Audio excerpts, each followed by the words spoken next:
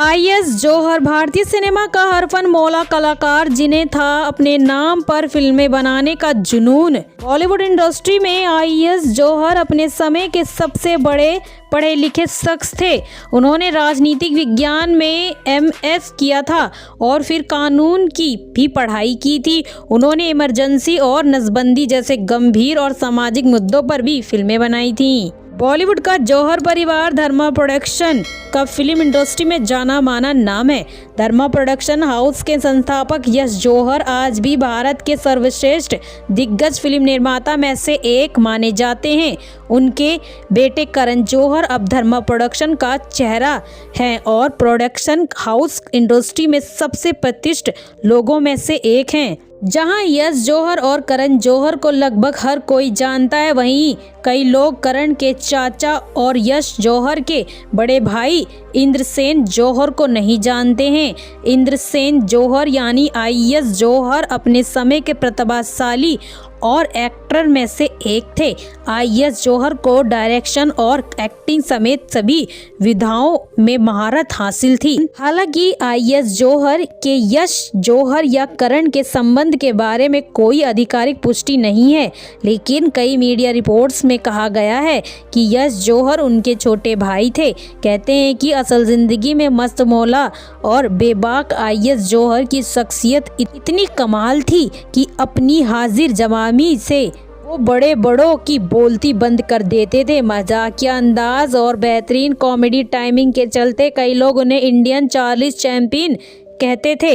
हालांकि आईएस जौहर इसे अपनी बेइज्जती समझते थे। भाई के चक्कर में पिटाई हो जाती थी। आईएस जौहर का जन्म 16 फरवरी 1920 को तत्कालीन ब्रिटिश इंडियन के झेलम जिले के तालंगा में हुआ था। बंटवारे के बाद तालंगा पाकिस्तान के हिस्से आया था।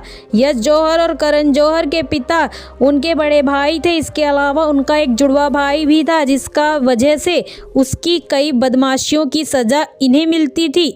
उनका भाई बदमाशी करके भाग जाता था, लेकिन पिता गलतफहमी में उन्हें पीट देते थे। आईएस जौहर पढ़ने लिखने में बहुत अच्छे थे, लेकिन भाई अपराधी प्रवृत्ति का था। एक बार भाई के अपराध के कारण उन्हें जेल भी जाना पड़ा था।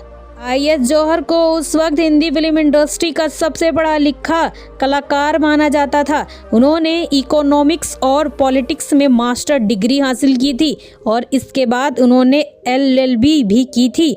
आज़ादी से पहले उस ज़माने में इतनी पढ़ाई कोई नहीं करता था और यह आसान भी नहीं था।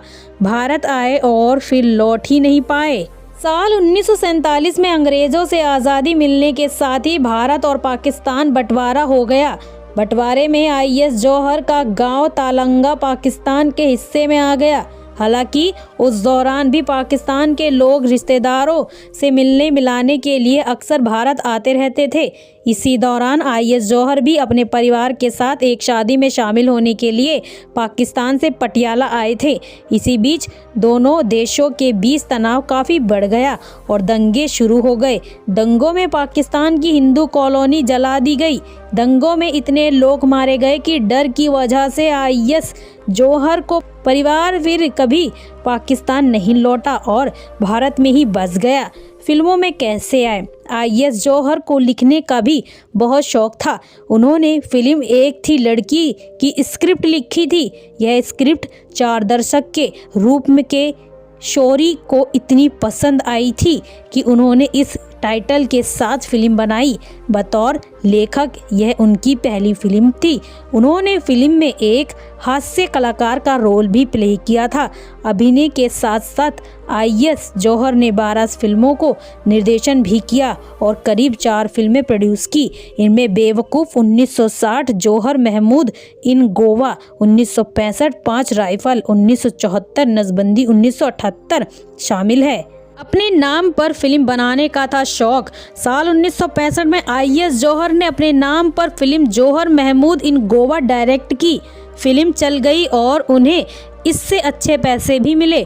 इस इंद्रसेन इतने उत्साहित हुए कि उन्होंने अपने नाम के टाइटल से कई फिल्म बना डाली। यह फिल्म थी जौहर महमूद इन गोवा, जौहर इन कश्मीर, जौहर इन बॉम्बे, मेरा नाम जौहर, जौहर महमूद इन हांगकांग। इसके अलावा उन्होंने 7 फिल्मों में अपना नाम जौहर ही रखा। 5 शादी और 5 तलाक। आईएएस जौहर को भारत का पहला रजिस्टर्ड तलाक लेकर तलाक का ट्रेंड लाने का क्रेडिट भी दिया जाता है। उन्होंने 5 शादियां की और 5 से तलाक ले लिया था। जौहर 1943 में लाहौर में रम्मा बेंस से शादी की।